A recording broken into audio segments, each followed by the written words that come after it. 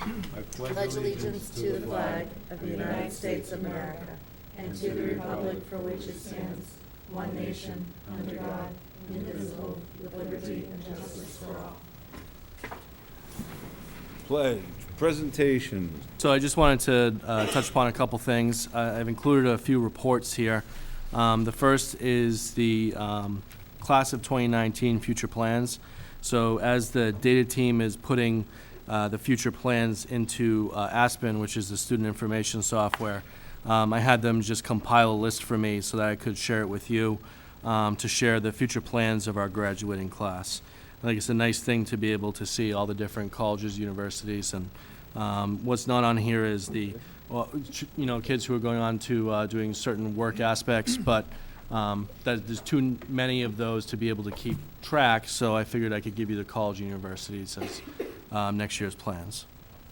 The second report was the list of grants and donations, which we've been keeping this year, partly to see just the wonderful things that all these companies are supporting us with, and I'm very pleased to be able to say that by the time I wrote this report, we had received $50,750.54 in donations, and as well, we've received $34,736.27 in in-kind donations, which is generally equipment, time, and anything else in the donation realm as well, which is fantastic. But that report kind of gives you a kind of a highlight from the beginning to the end of the year of everything that has come before you to be accepted. My third item is the school improvement plans. I'm just attaching a copy of the school improvement plans for you to read. Should there be any questions, I'm happy to ask the principals to come in at the beginning of the year to discuss the implementation of the plans if I can't answer them.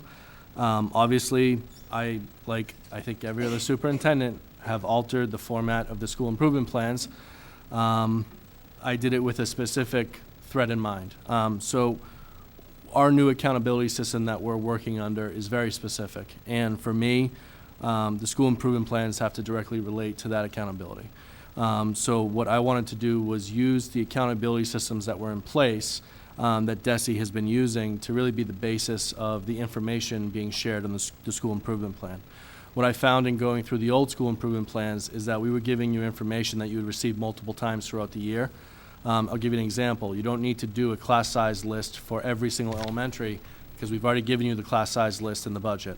We've already given you the listing of how many number of employees are in each school, how many administrators are in each school. All of that is within the budget documents as well.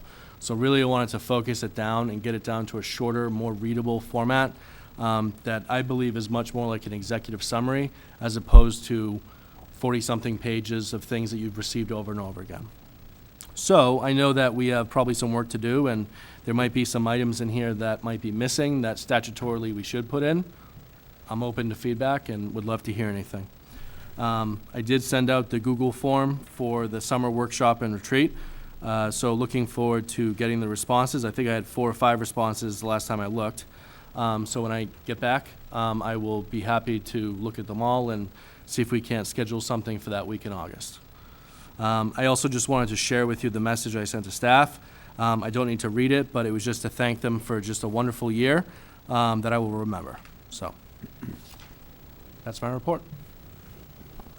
Ms. Hennessy. I know I can't say much, and I'm sorry, but just wanted to ask, if we have certain questions, would you like to receive that like over the summer so that way you kind of have a game plan for the fall when we meet? Absolutely. Okay, thank you. Questions regarding The school improvement plans. improvements, just Thank you. clarify. Yeah, sorry. Any other questions for the superintendent? Mr. Diaz. Thank you, Mr. Mayor. Just a quick update from Finance and Operations tonight. First, I'd like to share a list of the extensive number of projects we're undertaking this summer, or rather the facilities department will be undertaking this summer on our behalf. At Marlborough High, we're redesigning the kitchen serving line. We're also redesigning the kitchen itself. So all the 2 walls surrounding the kitchen facing into the cafeteria are going to be blown up, and there'll be 3 roll-up doors on each side, which is going to be a much more open design, welcoming design. And we're looking, that work is ongoing currently, which is very nice. We're replacing the AC drain pans that had rotted over the year. We're building a new office for the athletics director as well as the resource officer near the main entrance. So underneath the steps going up, there's going to be a new office there for the AD as well as the resource officer. We're repairing the concrete apron at the handicap ramps off of the bus loop, and we're also replacing exhaust gaskets in the boiler room. There was just a little bit of condensation leaking. Whitcomb, we're replacing 2 boiler burners. We're installing air conditioner in the main server room that houses phone as well as the IT servers. And replacing restroom countertops and the sliding windows at the entrance, the main office entrance there. We're replacing those service windows as well. There'll be general painting in the entire school. At Jarrick, we're replacing the server room air conditioner and repair of window leaks. There's 2 different types of windows over at Jarrick. One of the types, the gaskets leak. We had some complaints from teachers over the year. We're tackling that issue this summer, so we should resolve that problem. Also painting there as well as at Richard. At Hildreth, we're replacing the flooring on the ramp to the lower level towards the kitchen, and there's an abandoned chimney on the roof that will be brought down to the roof line this summer. Here at Deck, we're replacing 2 personal and drinking fountains with bottle fill stations. At Kane, we're replacing the ceiling tiles in the cafeteria. That's much needed there. And room 112 and 112A, the old smoking rooms, will get a new ceiling tile as well. And we're installing a new gate near the main entrance to manage traffic a little bit better at that site. There were 2 big jobs that were kept out of this list because we weren't sure yet when I created this report whether or not they were going to be done. I got confirmation this morning that we were actually going to be able to tackle that this summer. High school principal will be happy to hear.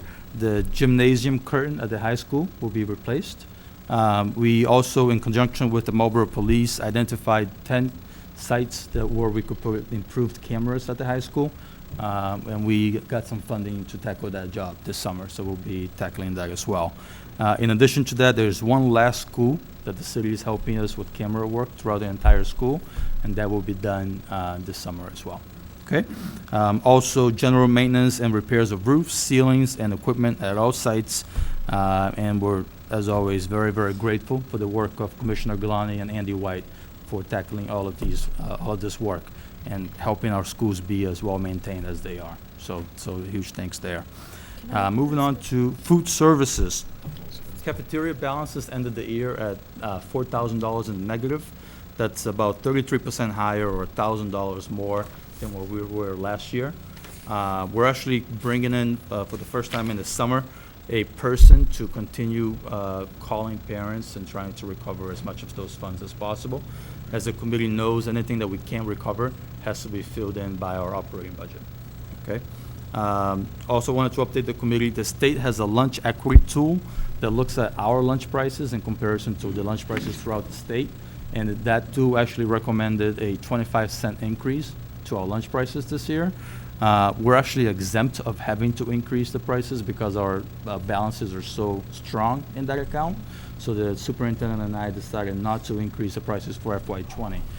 We do want to keep an eye on that difference because at some point we might be forced to bring our prices up, and we don't want that gap to become too wide.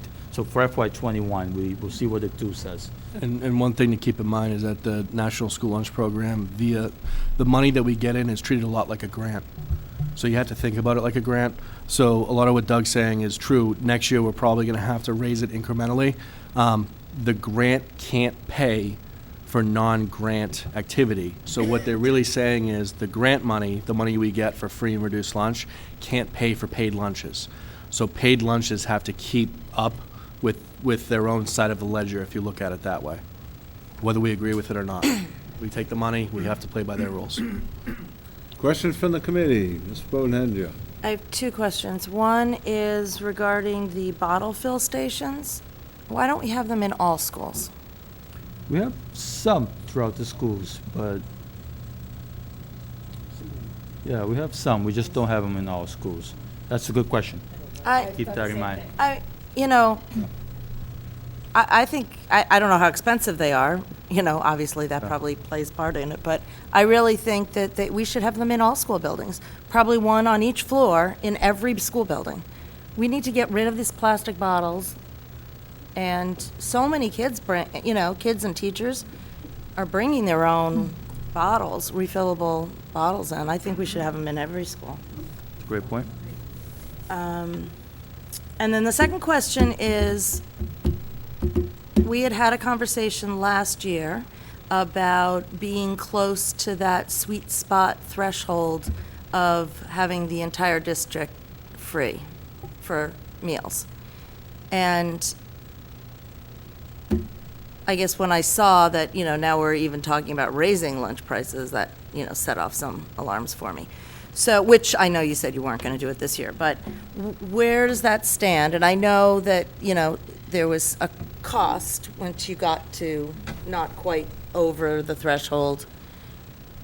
When you get to about 60% of your students who would be considered economically disadvantaged, which is the state's way of saying they're receiving some type of benefit through the state, whether it be Mass Health or other benefits, when you're at 60%, pretty much you can run the program free like that, because they'll cover 96% of your costs. We're at 39%. So we still have a ways to go before we would really qualify for that. If we went for it now, the problem is the district would have to subsidize the loss of what we would get in funding. So we would be in a position of having to subsidize the lunch program, whereas right now it's in the black. So it's, Even though we know Yes. that the state's new rules for economically disadvantaged does not cover the number right. of families That's a great that are distinction to make. economically struggling in our community. So when I say we're at like 39% economically disadvantaged, but if you look at our statistics, 61% of our students are on free and reduced lunch. So not Exactly. every student who's on free and reduced lunch is considered economically disadvantaged. I would like it better if they used the free and reduced lunch statistics, but since they moved to that 3 years ago, it's been a long kind of, there's other communities that are facing struggles with that. Absolutely. This is a big, big issue statewide. It's not just us. Has there been a discussion of that changing again, or? Not that I've heard. I don't know if you heard anything from Masbo Yeah, or. Masbo, no. I mean, obviously with the It's- Chapter 70 discussions, that's always been a part of it. Right. But I haven't heard anything concrete that I could give you to let you know that I knew that Doug had just been Yeah. at a Masbo thing, so I didn't know. Any other questions? Ms. Hennessy? Sorry, just, Oh, I'm sorry. Oh, I I just thought you were had- done. I just had one less bullet Oh, on I'm the report, sorry. and it's good news. It was just basically commenting what we all know, which is FY19 is officially over as of this Friday. All purchasing is complete. We were very efficient this year in spending down our allocated budget, including $741,000 that we spent on our technology capital plan. Good news is that at this point, Superintendent and I expect to have some funds left over to return to the city to help with the increase in health costs in FY19. I'm not sure if the committee knows, but this year the city had to increase the school's share of insurance by over 10%, which is a very large increase, and that due to usership and due to other factors. So really, the city ran in the red this year on our health insurance. So we're working diligently to be able to provide them some sort of relief to be able to close out for themselves as well. But because they put the 10% increase in for next year, we feel comfortable going into next year, we're in a better place. So Doug has been working with Mr. Doheny, who's the comptroller over in the city, trying to look at balances to make sure that we can return a sum of money to be able to help that issue.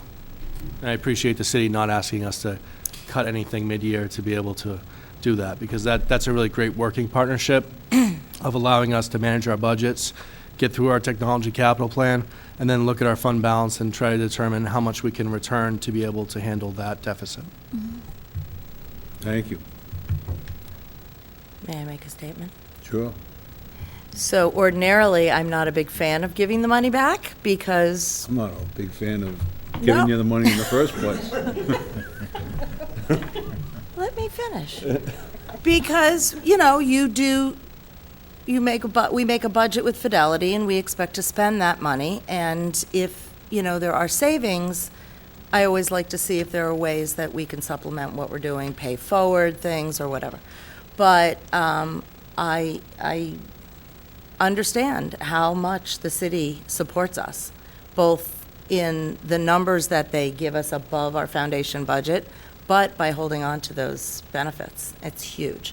So I fully support giving money back when we can Thank to help supplement. Tennessee. Thank you. I just actually wanted to compliment Andy and John and you all for the work that you guys have done over at the Richer Lobby. So when we had gone through graduation walks and things like that, I have to say it was great to see what's happened with the vestibule. And I really do appreciate, from a security standpoint, I really appreciate that that became a priority to get done, and appreciate the effort because it looks great. And I'm sure parents and teachers and administrators are all really happy about it. So thank you. Any other questions? Gary. I just have just a couple of questions about the cafeteria balances. You mentioned putting somebody on over the summer to continue the recovery efforts. Are we finding that we are not recovering a high percentage during the year? Looking at the history for the last 3 years, we ended FY17 with $2,000, FY18 with $3,000, this year $4,000. Seems to be creeping up. That's my concern, is this clean. In part, some of that may be because once the school year ends, some of the efforts stop for collections. And that's my goal, is to not stop with the collections effort, to see if that number levels and starts going down. We had the new paying system in place is what contributed to it going down quite a bit, if I recall correctly. Is that right? So I'm wondering what's the difference now? Why is it? Why do we have any idea why it might be increasing? Well, we did, before you got here, Doug, we did change the policy. So we gave the, excuse me, losing my voice all of a sudden. We're giving the elementary principals more latitude in making decisions about alternate lunch plans. So before, the policy was very black and white. It was, once you've hit so many lunches, you are on an alternate plan regardless of what happens. Now what it does for the elementary principals, it puts the decision in their hands, and really it encourages them to have discussion with the parents before getting the child involved. And so that's what's creating the additional. That would be my hypothesis. I'm glad you asked that question. I'm glad I looked at the report that I looked earlier today. I looked at the report for the past 2 years, and the high school and Whitcomb numbers have remained flat over the past 3 years. We're seeing the increases happening at the elementary level, and I'm guessing because of. And I'm fine with that. We don't want to, that's for the elementary school kids, is a little more latitude is warranted. Do we have? Is there a process in place to I guess call it oversight for if the principals have their Doug. attitude? do we then review it with them to just make sure they're not giving away the farm, I guess? I'm sorry, Earl, I'm actually having a hard time hearing you. So the principals have the latitude to make some decisions. Is there, I assume you're the oversight for that. So do we review it with them afterwards and say, maybe you shouldn't have this or? Right, so the food service employee at that site, as well as the principal, look over the list of the balances on a weekly basis, and the principal is actually making calls and sending letters. And my communication to them is, this is where you were last week, this is where you are now, what can you do? So we're having conversations with the principals constantly, just communicating where their balances are and what they can do to support. One of the things that I could do is call myself, but nobody knows who the director of finance and operations is. When the principal calls, usually you got a return. And they are willing to make those calls on our behalf. So they've been responsive and helpful. But I think some of the balances have crept up a little bit faster than they can respond. Okay. Thank you. Thank you very much. Any other questions? Any other questions? Seeing none. Minutes of June 11, 2019. Motion to accept. Motion made and seconded to approve. Any discussion? Seeing none. All those in favor? Opposed? Carries. Public participation. Any public participation? Public participation. Seeing none. MHS handbook updates. Mr. Riley.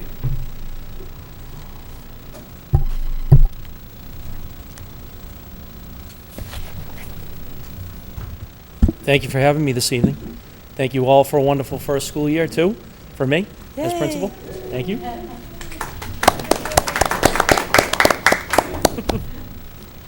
So we have some handbook changes to discuss.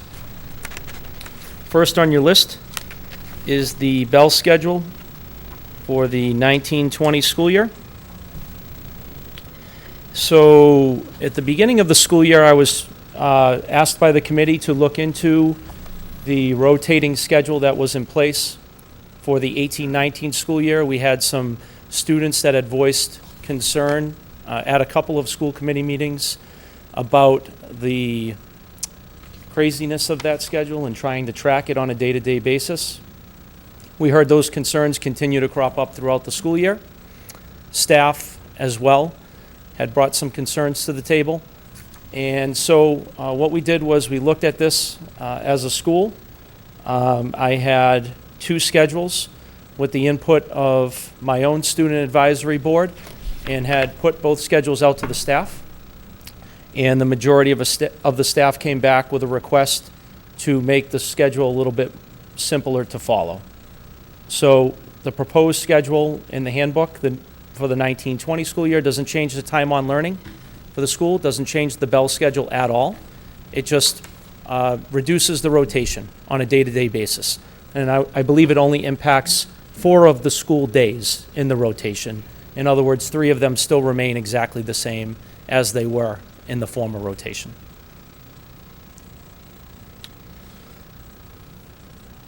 Should I take questions on each item or go through all items and then take questions? Yeah, why don't you, Go through all? anyone have any questions?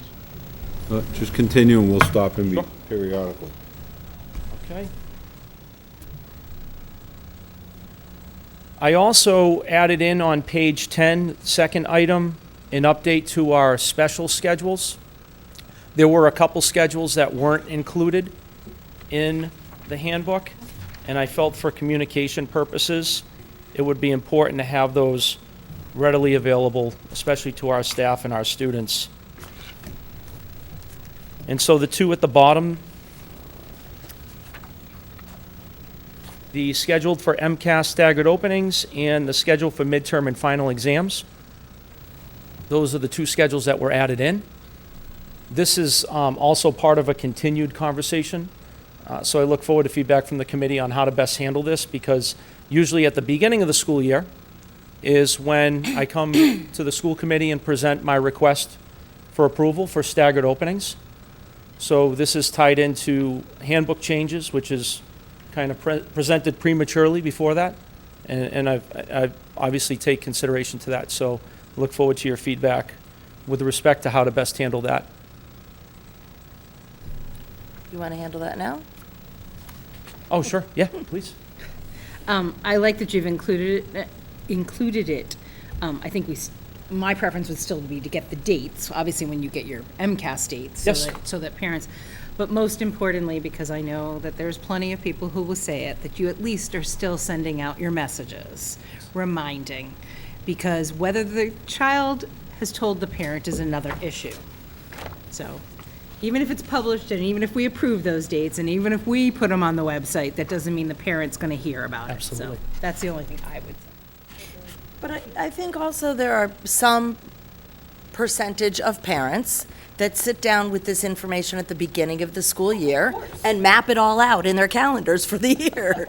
And then there's other ones that you can tell them 100 times and they're still going to call and ask. Yes. But, yeah, I mean, I think the more information we give as early as we can give it is helpful. I mean, is your question regarding whether or not there could be a possibility that we would deny the request for a staggered opening? Is that why you're feeling uneasy about publishing it ahead of time and then asking for it later? Not so much uneasy about it. I think just in honoring the fidelity of the process, that usually occurs at the beginning of the school year. So I just wanted to point that out to be transparent. Yeah, no, I appreciate it. And I guess my question is, why do we have to vote on it every year? Why can't we just, oh, I think you have to. Yeah, I think any changes to the days, you have to. even if we have We have it a ahead of policy that says that when it is at MCAS time, there will be staggered openings? I mean, But I think there is a rule that states that the school Okay. committee has to approve any changes. We can look into it. yeah, I mean, I think it's worth looking into, because, I mean, not that I don't enjoy having you come here to ask about it. I love being But it's, I mean, it seems to me that I think we've kind of figured out that that's the best way to do it, right? And so I can't imagine that there would be a time when we would say, no, this year we've decided to not have that kind of schedule. But certainly we should follow the law. So we'll have to see about that. But perhaps we can just write a policy that says that, and then you'd still have to let us know what the dates were. Oh, absolutely. But, you know, One of the things I really like too about the recommendation, as my wheels are spinning up top, is that the staff have asked, which is fully capable of doing, of us trying to put together the schedule for the entire year in advance. And of course, we know the MCAS dates in advance. We can put together the schedule for the year, and maybe in addition to continuing to be diligent about putting updates out to parents before every MCAS testing session, maybe including at the beginning of the year a list of important schedules and dates that accompany those schedules. We were very diligent about doing that prior to the special schedules in English, Spanish, and Portuguese, using also emails and the app as well, the district app. So Yeah.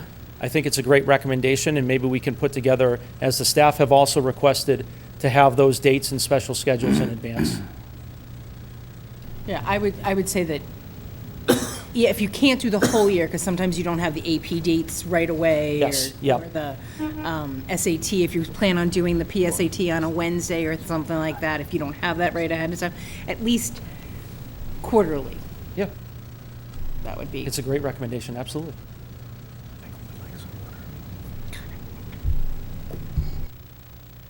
All right, so item C, in the calendar that you approved in April, and I apologize because with some of the logistics of the school, I was building and flying at the same time, and I think in the heat of getting ready for graduation, it slipped past me that the final day for seniors and graduation had been determined with that calendar approval. So the district and the state policy are in alignment that typically it's day 168 that is the final day for our seniors. I was a little surprised this year because we had pushed seniors to day 173.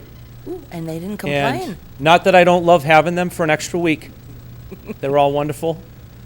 But I was thinking if it's okay with the committee, that maybe we could go to day 168, and that would mean that we would conclude senior exams probably just before the Memorial Day weekend, and then roll into senior activities the following week, and again, conclude our second graduation rehearsal that Thursday. It would just be a week earlier than what we did this year, which is also in alignment with pretty much what every other high school in the area does with those senior dates. So what about snow days? They don't count for seniors. Nope. No. So 168 is only 168 for seniors if there are snow days. It's one, whatever it is for everyone else. The actual language in the state policy says that once the school committee has determined the calendar and set the date for seniors, it does not have to be changed. Okay, interesting. I remember when we were having this whole. The remaining changes in the handbook were just a lot of name changes that needed to happen, and you can see that list below if you wanted to reference any part of that. And of course, we will be updating that as well too, prior to publication, as some of the positions that are currently listed as vacant are potentially filled. Any other questions from the committee? I have one more. Any other questions? Yep, just go ahead and Joe. Student support monitors. Is that the hall monitors? That was the Do we change. not have them all anymore? It was a change in position. We went from the student support monitors to the hall monitor position. So we still have homeowners. We do, we Okay. do. I just didn't necessarily feel that it was appropriate to have them listed in the handbook with their extensions. Most of that communication goes directly through the assistant principal's office. Okay, thank you. Any other questions from the committee? Seeing none. Entertain a motion? Move to accept the handbook changes. Motion made and seconded to accept the changes. Any further discussion? Seeing none, all those in favor? Opposed? Carries. Thank you. Thank you. Graduation ceremony location. Okay, here we go. Sometimes I laugh at, that I'm the one up here presenting this. So you're But- working for Worcester next year? No, not at all. Just checking. Not at all. Not at all, Mayor Pigeon. So I tried to put perhaps some of the most important things to keep in mind at the very beginning of this memo. Number one, first and foremost, having our graduation ceremony in the MHS Fieldhouse is the continuation of a long-standing tradition.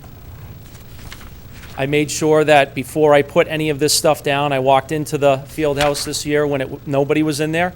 It was just me, and it was all the chairs and all the banners hanging all around the walls. So it's a long-standing tradition. It's important to take that into account, as well as the fact that the city has done a tremendous job of supporting us.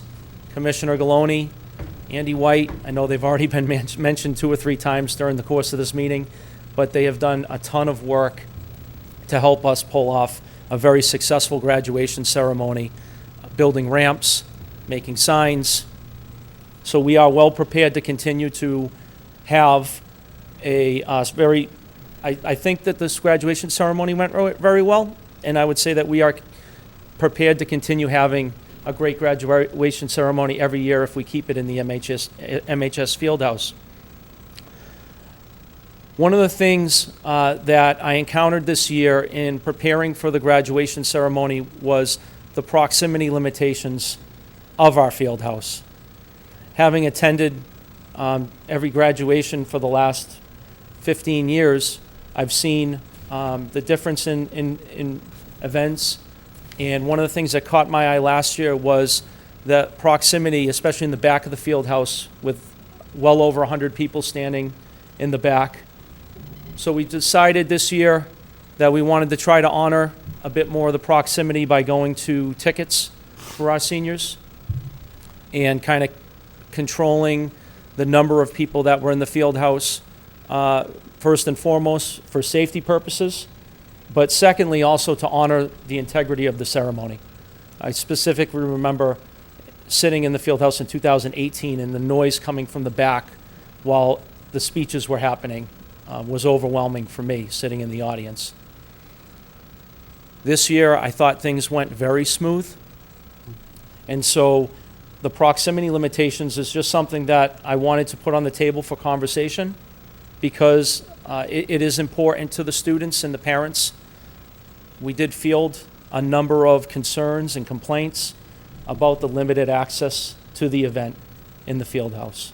So in order to honor those concerns, put that forward with the capacity of the Fieldhouse being what it is, which is 1,400.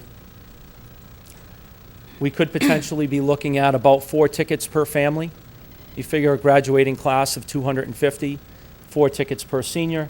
That puts us at about 1,250.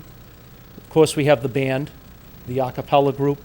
We have our dignitaries and honored guests at the ceremony.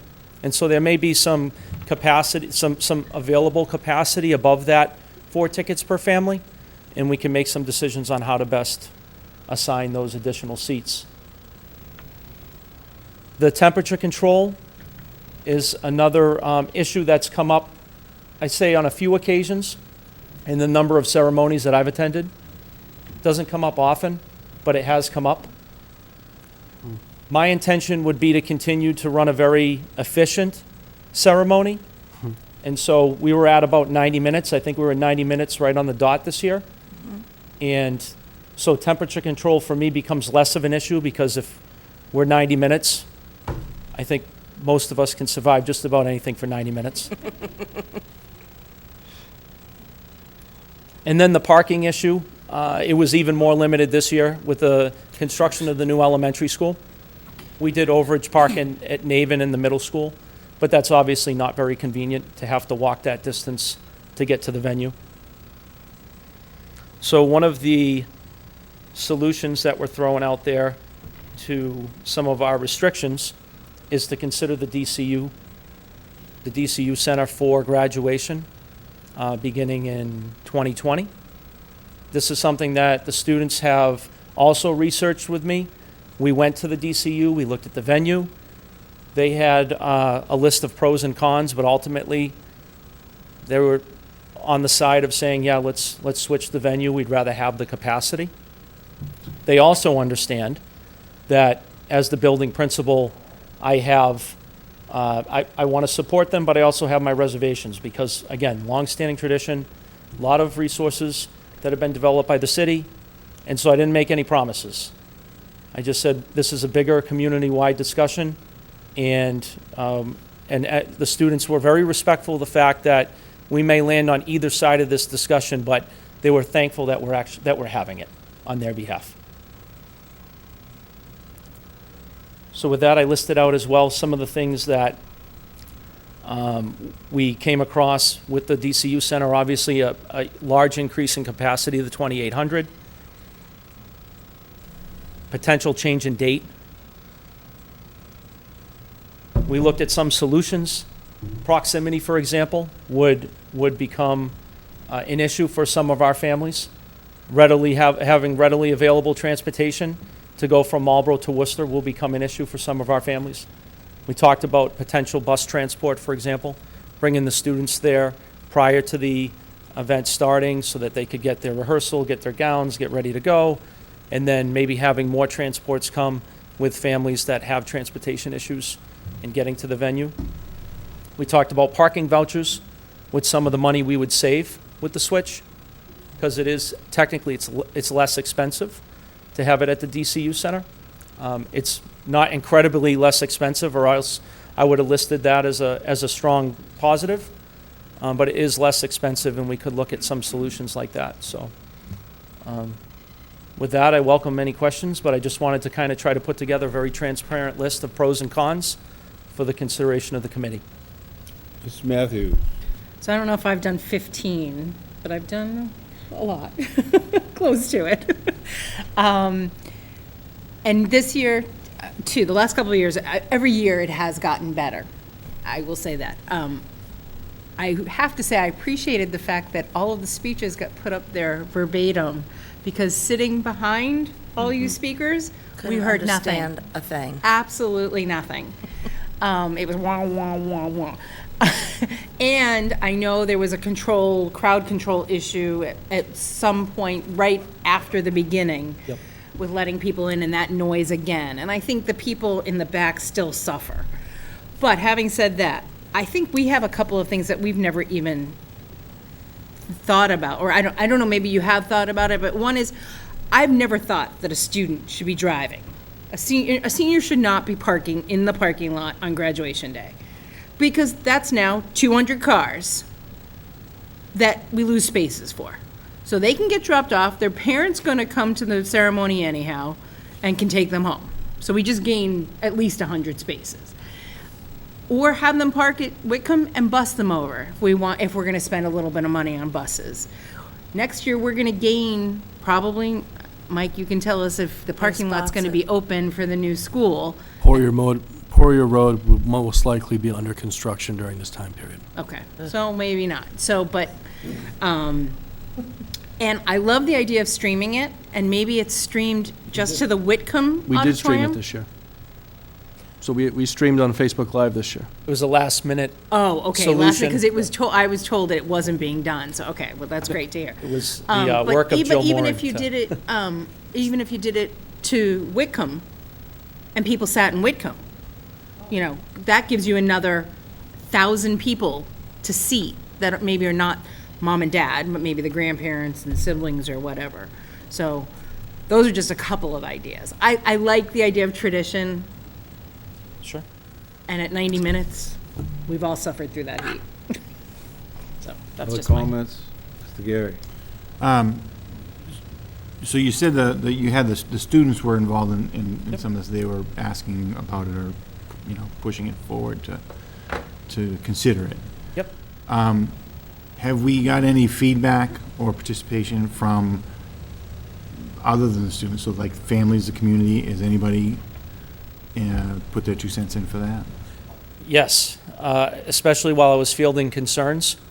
A lot of people expressed their opinion. But in all seriousness, to answer your question, yes. And I would say it's a coin toss. I don't think overwhelmingly either way. I heard the tradition piece from a lot of respected members of the community that have been a part of this ceremony for a long time. And I heard the capacity issues loud and clear from families as they expressed concern that they weren't able to bring what they felt was an appropriate number of people to the ceremony.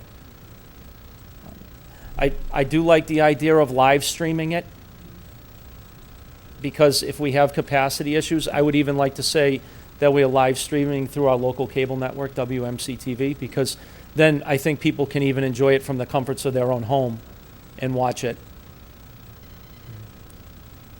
But yes, to answer your question, Mr. Gary. The reason on I both asked is sides, if we did get some, and there was you said it's 50-50, so. Yeah, it really kind of isn't a coin overwhelming. But toss. if there was an overwhelming desire to solve the space issue that way, then I would suggest maybe thinking about it more seriously. But if it's 50-50, I'm not sure I would want to go towards changing, at least yet. At least without attempting some changes with what we have first. Yeah, because it really depended on the situation the family was in. If they were the family of a graduate, then obviously they took the side of this isn't really appropriate and we should have a bigger venue.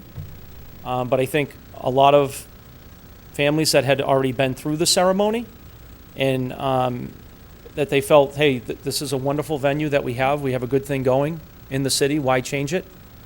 And not to sort of conform just because a lot of other schools have conformed. But we've managed to pull it off year after year and do it very well, and to keep it right here in Marlborough. Mrs. Ryan? I just have a few comments. I was surprised to hear that it was actually less cost-wise, because I think that I'm kind of on the fence about the decision. But hearing that it's less makes it a little more, or at least if it's close to the cost, it makes it a little more acceptable. I think one of the other cons that is not on your list is the bleachers at the field house are in terrible condition and probably inconvenient for some of our older relatives that might be coming to a graduation. And the other thing that caught me by surprise this year after leaving the graduation was how many cars were parked on the side streets behind, and when you go out that back entrance, which I usually go out the front entrance, so this is the first year I'd gone out the back, and how inconvenient that must be for not only families who are attending, but also the neighbors to the school. So to me, that's just another plus to going to the DCU Center. One of my questions, though, is how would, rehearsal work for, because usually we do rehearsal for the field houses, a few days before, and where we still have the walkthrough through the elementary schools. So we actually went to the DCU during a rehearsal when we looked at the venue. And essentially what that school had done was taken its seniors and bused them to the DCU that morning. And they did their graduation rehearsal and then bused them back to the district. So to answer your second question, yes, we could still do the graduation walk. We would just have to logistically plan it around the transportation to and from the DCU that morning for rehearsal. Okay. If I wanted to also add that I did inquire to some other Marlborough residents who may have children who attend a different school who have graduation at DCU. All of those parents have said, overwhelmingly said how happy they were with that venue and having their child graduate there, the way that they're presented on stage and the stadium style. I actually looked on the Assabet website and you could see their graduation service, and it was actually very nice and it looked very comfortable, and the parents were all very happy with the ease of getting to Worcester, the parking. They said it was only $10, and, being able to see their child while they're on stage for graduation. So all pluses, in my opinion. Yeah, the one negative that I would just put out there so that we're just looking at the whole picture with the night change going to a Wednesday night, I'm not sure the impact that has on family schedules, but having it on the Sunday following our prom isn't an option with the DCU. Not even mainly because of the number of graduation ceremonies that they now host, but they also do a lot of trade shows right around this time of year. And so they're planning all of these things at once. There's also the potential that our date could get bumped around in future years, again, because we're competing with scheduling, and the trade shows really do take precedent, even though they do a number of graduation ceremonies. I think they're over 30 right now. They were very clear with us about that yes, you could be looking at Wednesday, June 3rd in 2020, but we can't guarantee that you would get that Wednesday night in 2021.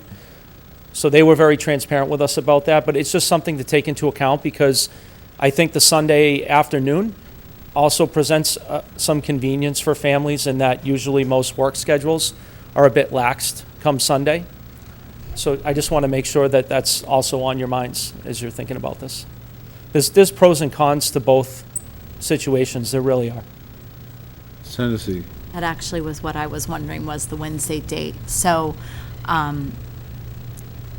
because when you're talking about tradition, the tradition that you all have followed has been that the prom would be on that Friday, for senior prom, senior prom on the Friday, the all-nighter that Friday night, and then the Sunday afternoon graduation.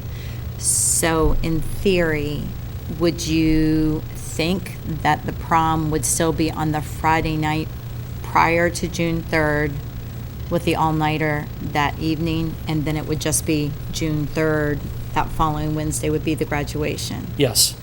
Yep, Okay. and there's pros and cons to that as well, too, and I heard this from the students. They like the idea of doing everything in one weekend, but it's an exhausting weekend. It is. It's exhausting for parents, Having living through students, it twice, administrators. it is Right. exhausting. So it was appealing to them to have that break between the prom and the all-nighter, and then to have a few days before the graduation ceremony was a plus for the students that were involved in talking this through. And could I ask, you're saying evening of the 3rd or whatever, Yep. Weeknight. Approximately when are you thinking? Only because we are talking about a work day.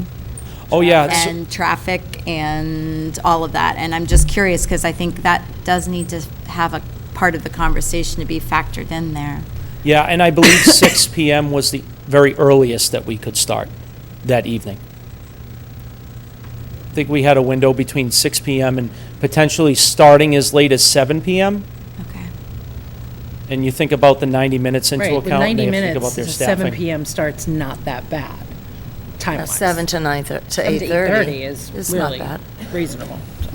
Another thing to keep in mind is in terms of the costs, is if we went with this, that now we'll be using a vendor. We don't have control of the cost.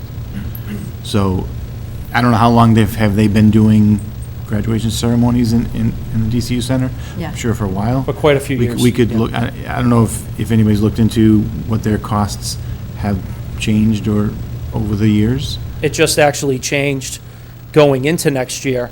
We'd incur, it's a $500 increase, which has been sort of informally presented to us, that the venue was $7,500 and that it would be $8,000. So currently, the costs are nominally different. It's somewhat less, but you said nominally.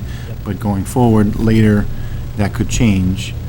And then now we're talking, it will cost more than having it. And are we going to have a conversation then again after that about bringing it back to save money? But we have costs too. We are using outside Yeah. vendors for half of the stuff. I mean, all the audio visual, all the chairs, okay. all that stuff. So those costs are gonna increase too, presumably. Now we don't have the manpower, or aren't gonna use our manpower. I mean, I'm just looking at the, And we would increase above that potential 8,000. Right now, our budget towards graduation is around 12.5 in-house, but then when you think about the 8,000, that's not the fixed cost for the DCU, because audio-visual gets added onto that. That's about another $1,500. And then when we start talking about transportation to and from for the students. So there's costs that will be added to that $8,000, and that's why I said it pretty much evens out when you put everything together.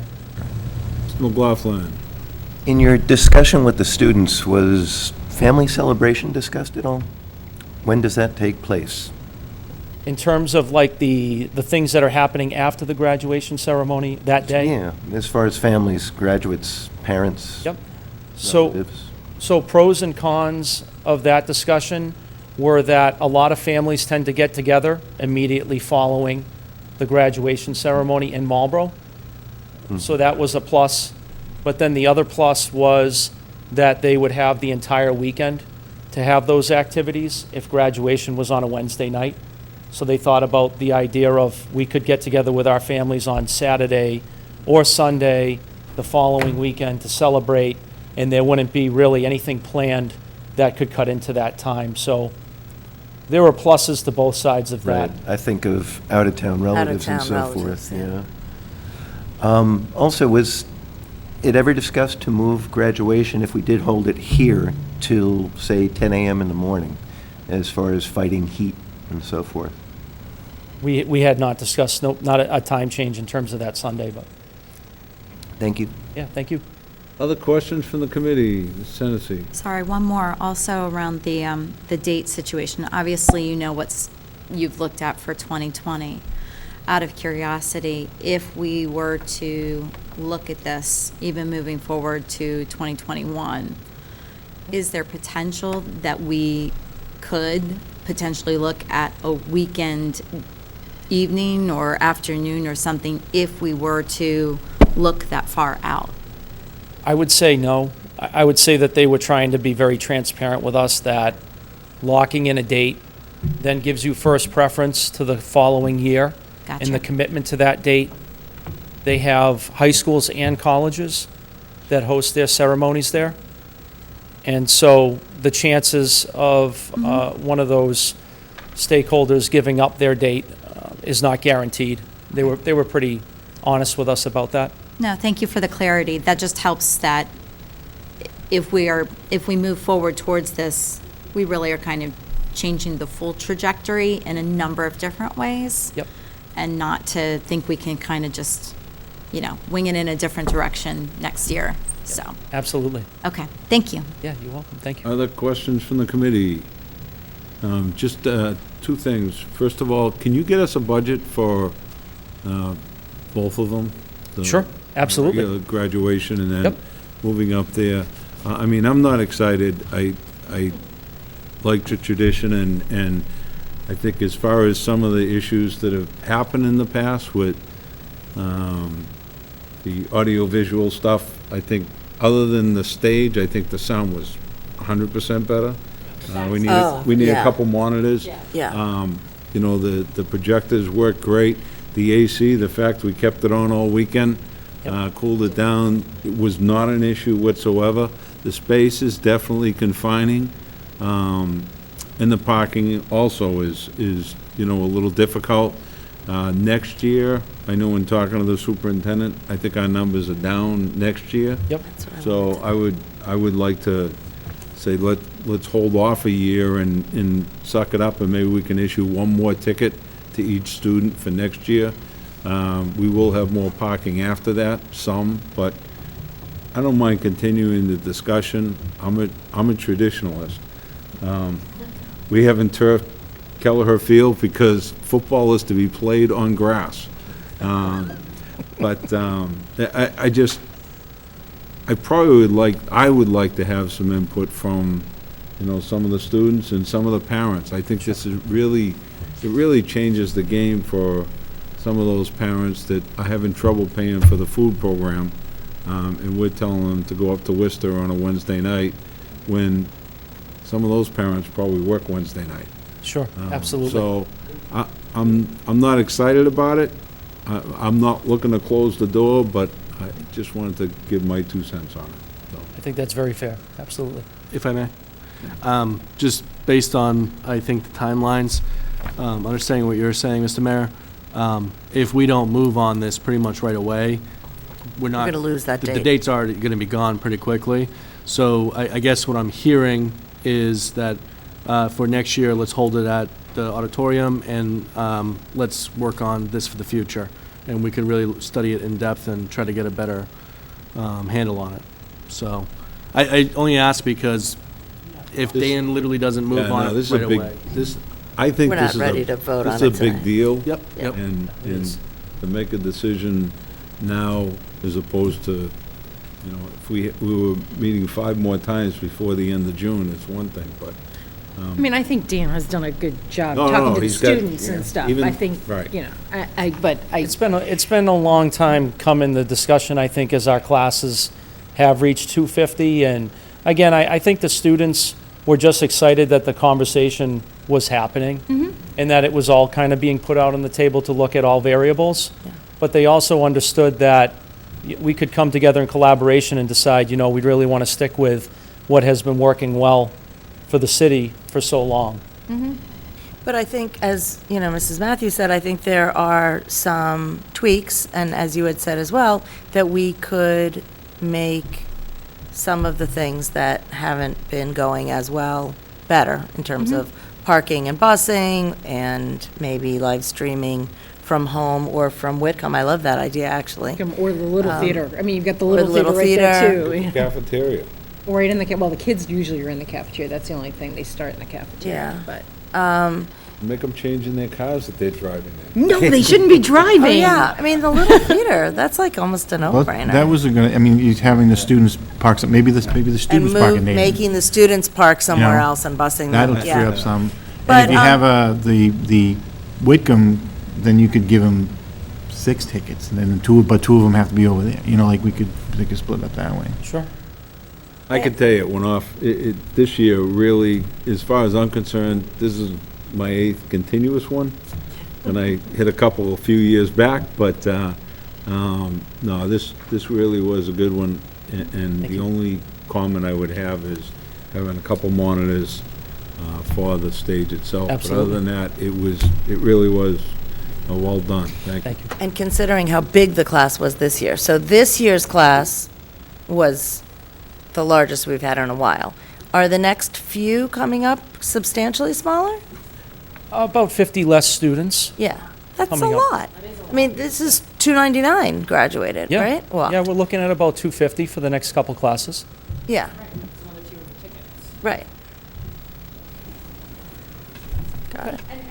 In reality, how many people requested more? You gave 5 this year, didn't you? Yes. So how many kids really asked for more than 5? Quite a few. Yeah. Didn't Quite you a say few. like 60? That's, You had- Dave, I we, thought- No, but not everybody needed their full 5, so they could give up 1 or 2, because I know that happened. Yeah, that's true. Right? So, I mean, people were trading their tickets. There was a hot commodity It on was. Oh, Facebook. heard they were on exactly. This whole eBay. conversation. They were on yes. eBay. Yeah. Oh, eBay. Oh, on StubHub. StubHub, yes, StubHub. And when they didn't scan at the door, it was a problem. Tennessee. I guess around the ticket situation, where I know that there were a lot of undergrads that they wanted to be there to watch their senior friends graduate.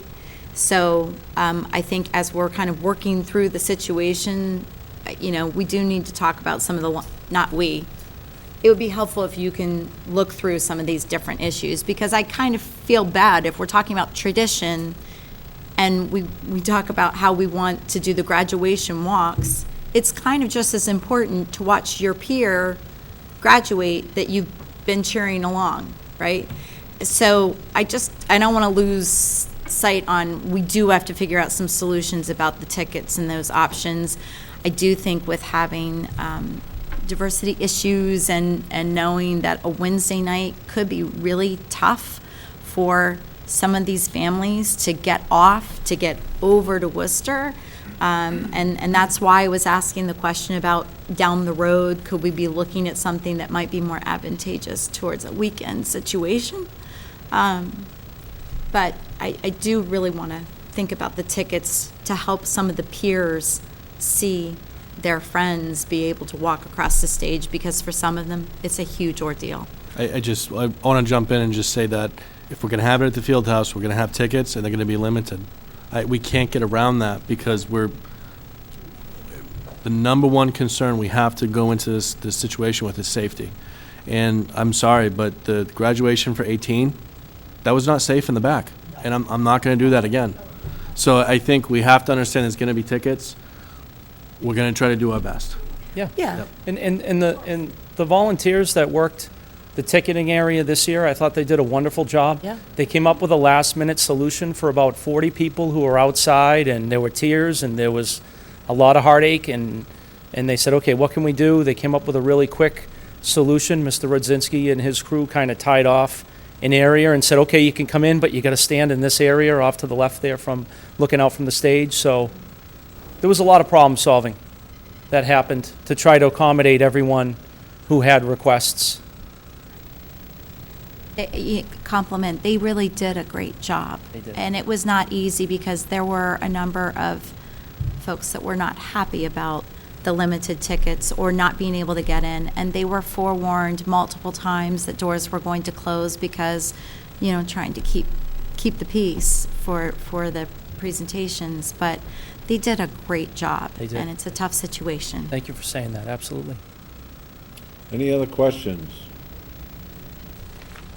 So we're going to keep the discussion going. If you could Yep. get us those budgets, that'd be great. Absolutely, Mayor Vision, absolutely. Thank you very much. And Thank you. ple- Thank you all. Please Have a thank lo- the students for all of their efforts, too. I will, thank you. Thank you, Mr. Riley. Thank you. Thanks, Dan. MOA for our custodian house workers. Thank you, Mr. Mayor. The contract between the school committee and the custodian house worker union expired on June 30th, 2019, or is going to expire on that date. The status is that the negotiations subcommittee and the MSA, I'm sorry, that is not the right union. It is the custodian house workers have completed successful contract negotiations for the next 3-year period. The custodian house worker membership has voted to ratify the contract. So the recommendation is that the school committee vote to approve the agreement between the Marlborough School Committee and the Custodian House Worker Union. Ms. Matthews. And I would like to say that we voted in executive session, and it was unanimous to ratify, and we can make a motion here publicly. Do we need to? Motion made and seconded to approve the contract. Any further discussion? Seeing none, all those in favor? Opposed? Carries. Thank you very much. Thank you. Thank you to the custodians.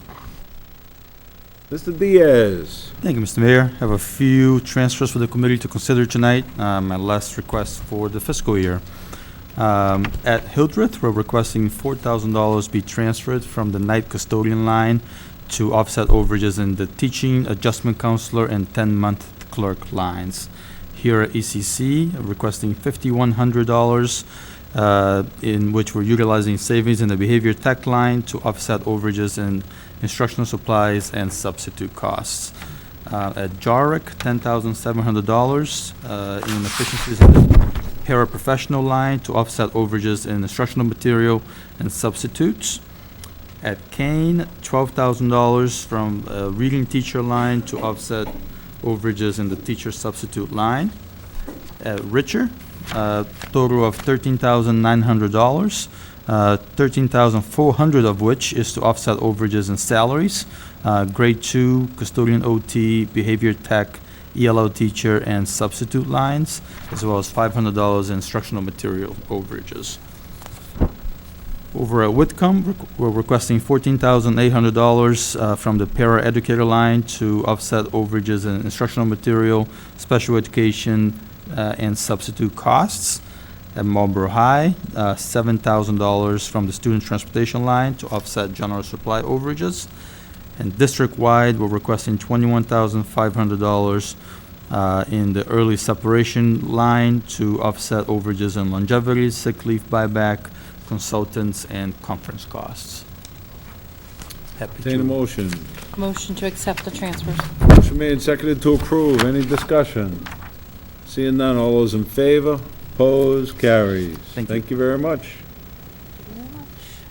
Ms. Bowden-Hettinger. Mr. Chair.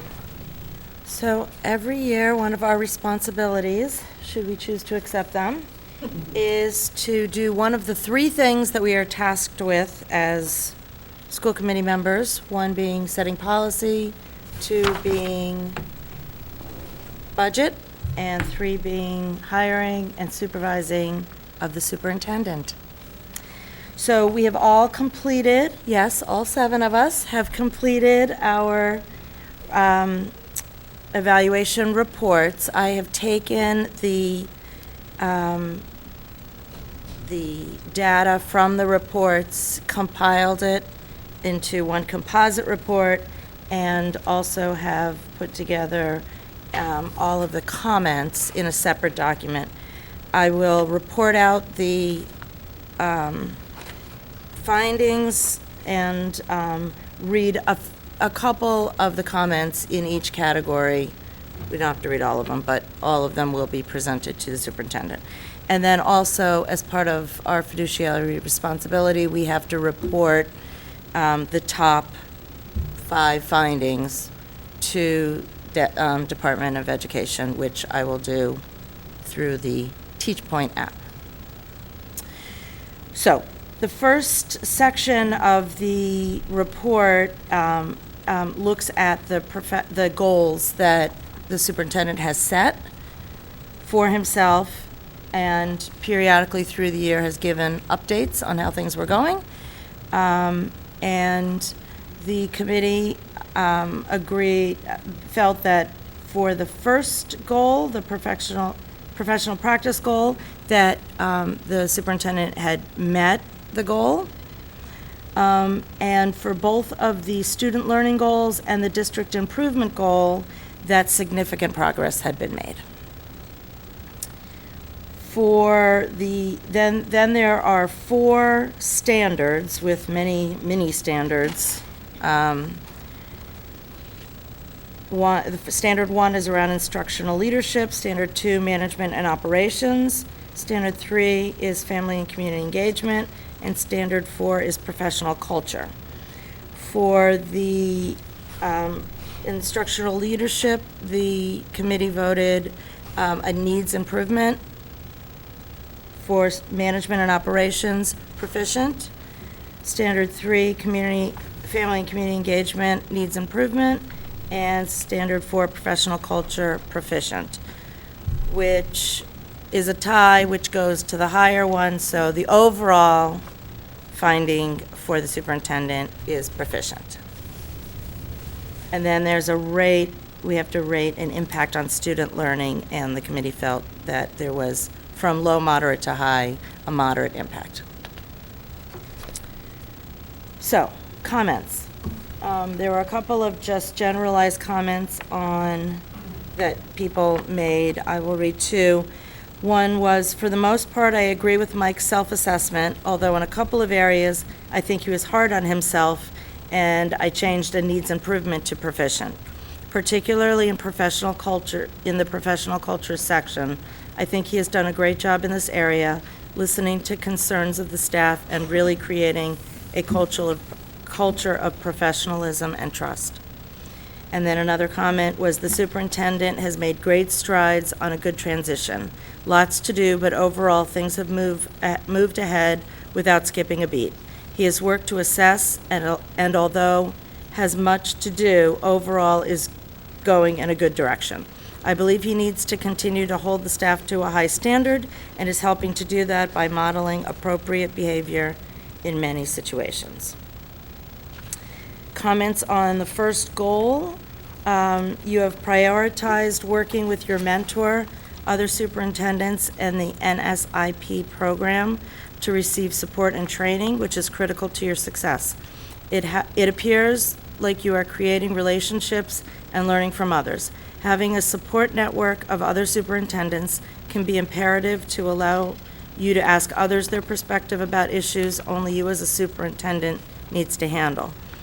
Glad you are prioritizing this critical professional development. And another one, the focus on learning the job, forging relationships both within the district and in the greater Marlborough and educational community will help support the ongoing work. For the second goal, the superintendent visited each school each month, reviewed reviewing the programs and options with the principal or director and staff.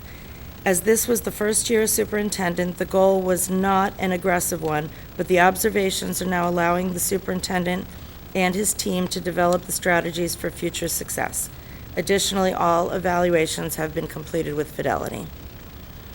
And another, I find Michael very present in all schools in the district. This understanding of the operations of each school will be key to the redistricting process. Goal 3, great that the superintendent was able to deliver his entry plan. As the superintendent stated, it's really important to get buy-in from the staff. Hopefully, there can be more open discussions with everyone planned and executed. And another, slowing down the planning process to ensure that all voices are included is a wise move. Better to do it completely than to rush through it. Now, for the standards. The first standard, again, instructional leadership. This being the first year for the superintendent, I think it is very hard to expect a major movement in many of the indicators, as Mike still has a lot to review, survey, and learn. Instructional leadership measures 1A, 1B, and 1C are all areas that Mike has the greatest growth opportunities ahead of him. While he and his team may set high expectations and expect all to follow, it is a cultural shift that must take place and cannot happen overnight. Measurements 1D and 1E, I believe Mike has met the proficiency, as I believe all evaluations are being carried out, and the building blocks of setting district goals has led us on the path to make data-informed decisions. And also, for a first-year superintendent, I feel Michael has made great strides in his instructional leadership goals and objectives and will continue to do so. Standard 2, management and operations. 1, Michael's understanding and handling of operations is a great asset to his performance. And management and operations are certainly the superintendent's strongest skill set, and using that base knowledge to clearly assess the organization as a whole will be helpful moving forward. Standard 3, family and community engagement. The changes in our student demographics have happened more rapidly than changes in our staff and administration. With that said, it is a true cultural shift that cannot happen overnight, especially as tenured staff, with as many tenured staff as we have. Educating our staff to these differences may help in the success of engaging the greater community. We must recognize the diversity, embrace it as a whole. And also, this is one of the greatest challenges administration faces on a day-to-day basis due to the diversity of the district school community. This will continue to be a challenge and center of focus in years to come. Michael is committed to continual improvement. And standard 4, there is no question that the superintendent exemplifies the high standards that we want the students, staff, and administration of Marlborough to all have. As stated previously, some have not adjusted and adapted as quickly to the changes within our system, and that is where most of the work needs to be made. Having the expectations that every child is entitled to the same opportunity is one that everyone must have, and setting high standards for all and providing for all must occur and will occur in due time. And lastly, the superintendent has established himself as a committed leader who authentically holds himself to the high standard that he expects from his staff.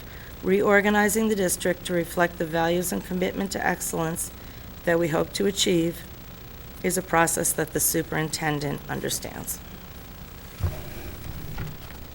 Bottom line, good job. Thank you. I appreciate all the feedback. I look forward to reading it in about 12 days. And you're back from vacation. Don't send it to him yet. So thank you to all my colleagues Thank you for for the getting compilation. it to me. Welcome, and I will send it to Desi promptly. Go ahead. No. You gonna say something? Nope. No? Waiting to Okay. make a motion. Acceptance of donations and gifts. Bio Ridge Pharma Corporation, 7 2-pack EpiPens, $2,457.84. Motion to accept. Motion made and seconded to approve. Any discussion? Seeing none. All those in favor? Opposed? Carries. Life Touch Portrait Studios, Whitcomb School. Can't read it. 1,100. 11/27/67. Riches School, 10/13/31. Jarwick School, 15/35/57. Kane School, 12/85/19. Do we yell at Patty or Donna for this? Patty. ECC, $344.26. Motion to approve. Motion made and seconded to approve. All those in favor? Opposed? You Carries. did that with no glasses. I am so impressed. Well, I'm having a little trouble. I guessed. Figuring you guys couldn't read it either. District Attorney Ryan, MHS Senior All-Nighter, $500. Motion to accept. Motion made and seconded to approve. Any discussion? Seeing none, all those in favor? Opposed? Carries. Paulette buyback, Kane School, $49.56. Motion to accept. Motion made and seconded to approve. Any discussion? Seeing none, all those in favor? Opposed? Carries. Reports of subcommittees. Any reports? No reports. Members forum. Mrs. Matthews. I would just like to say thank you to everybody for a terrific year, and thank you to, or congratulations to all our graduates, and I hope everybody has a great summer, and I'm sad that I missed the last meeting with all the little readers, but that's a reminder, everybody keep reading during the summer. So, enjoy your summer. Any other members? No? Mr. McLaughlin, that wasn't too bad, was it? It didn't turn out to be too bad of a Thank you commitment. all for your patience. No, thank you very much for your efforts in helping us out here. We really appreciate it. My pleasure. Superintendent, great job this year. Thank you. It's been a great year. Very, Thank you for the support. great job. Oh, Great and I have job. reviewed the warrant and we'll sign it. Thank you. No, to all our staff, Donna, to everyone else in the district, it was a good year, Christine, so. yes. Thank you. With that, Motion to adjourn. motion made and seconded to adjourn. All those in favor? Opposed? Carries. Thank you very much.